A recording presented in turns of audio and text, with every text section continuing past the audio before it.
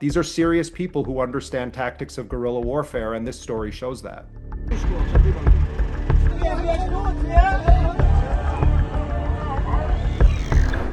Revelations that have been published about documents found from the Palestinian resistance indicating that they had a sophisticated understanding of how the Meyerkava 4 tank works and the existence of a kill switch on one level is not a surprise at all. I think that one thing that has been true from the beginning of Israel's wars against the Palestinian resistance is that Qassam brigades, Saraya al-Quds have much more sophisticated intelligence capabilities than the Israelis have given them credit for, at least on a public level. And so what we understand now is that the Palestinian resistance understood the inner workings of some of the Meyerkava tank operating systems that would allow them to incapacitate the tanks. And the fact that they were able to get this through open source intelligence does represent an intelligence failure on the part of the Israelis, but it also shows that that Hamas and Palestinian Islamic Jihad, their military wings, actually have quite sophisticated intelligence capabilities and know how to mine this data so that they can use it on the battlefield. For 77 years since the Nakba began, Israel and the world have systematically underestimated the steadfastness of the Palestinians in general, but also on a tactical military level.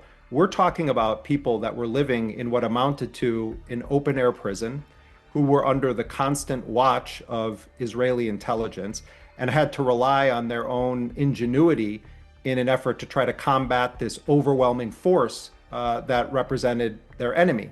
And so what this tells us is that the Palestinian resistance also has its own form of intelligence operations, also does its own reconnaissance, its own surveillance. To conduct an operation on the scale of Operation Al-Aqsa Flood, this isn't just luck. This isn't chance. This doesn't just get organized in a couple of weeks.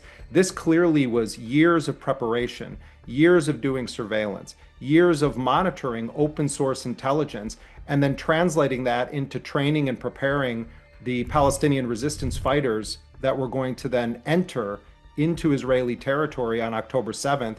And the initial targets, of course, were Israeli military bases.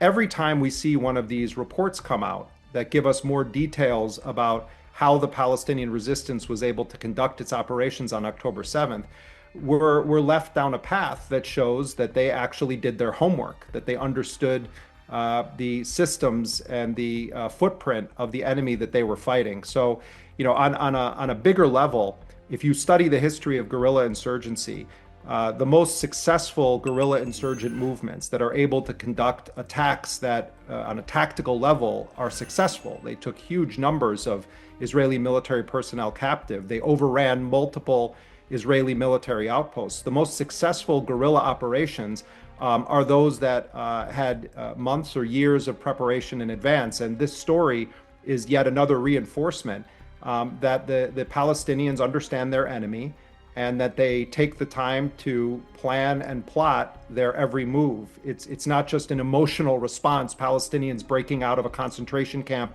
and running across the fence and the wall. These are serious people who understand tactics of guerrilla warfare, and this story shows that.